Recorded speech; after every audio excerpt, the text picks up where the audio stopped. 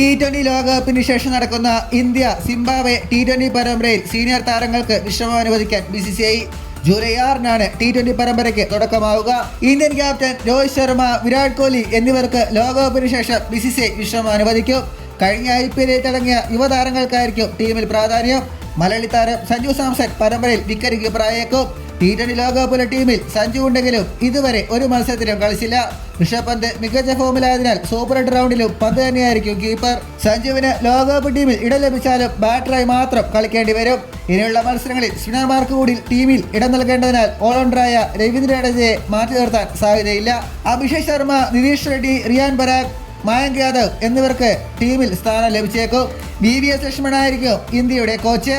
ഗൗതം ഗംഭീർ അതിനുശേഷമുള്ള പരമ്പരയ്ക്ക് ആയിരിക്കും ചുമതലയേൽക്കുക. ജസ്പ്രീത് ബുംറ, രവീന്ദ്ര ജഡേജ, ഋഷഭ് പന്ത്, സൂര്യകുമാർ യാദവ് എന്നിവർക്കും സിംബാബ്വെക്കെതിരായ പരമ്പരയിൽ വിശ്രമം അനുവദിച്ചേക്കും. ഏഷ്യൻ ഗെയിംസിൽ ഇന്ത്യ നയിച്ച ഋതുരാജ് ഗെയ്ക്വാദ് ക്യാപ്റ്റൻ സ്ഥാനത്തേക്ക് വരാനാണ് സാധ്യത. ഏകദേശ സാധ്യത ടീം ഇങ്ങനെയായിരിക്കും: ഋതുരാജ് ഗെയ്ക്വാദ്, റിങ്കു സിംഗ്, സഞ്ജു സാംസൺ, അഭിഷേക് ശർമ്മ, നിതീഷ് റെഡ്ഡി, ഹർഷിത് റാണ, യാഷ് ദയാൽ, ഖലീൽ അഹമ്മദ്, ആവേശ് ഖാൻ, മയങ്ക് യാദവ്, യുസ്വേന്ദ്ര ചഹൽ, രവി ബിഷ്ണോയ്, റിയാൻ പരാഗ്, രജത് പട്ടീദാർ, പ്രഭ്സിമ്രാൻ സിംഗ്. ഇതുപോലുള്ള പുതിയ വാർത്തകൾക്കായി ചാനൽ ഇപ്പോൾ തന്നെ മറക്കാതെ സബ്സ്ക്രൈബ് ചെയ്ത് വയ്ക്കുക.